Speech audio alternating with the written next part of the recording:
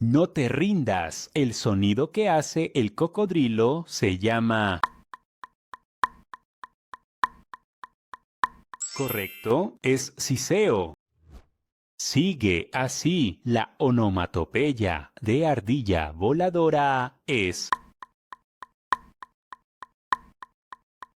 Muy bien, es clic. No te rindas. El sonido que hace el leopardo se llama... Muy bien, es rugido. Sigue así. La onomatopeya de puercoespín se denomina...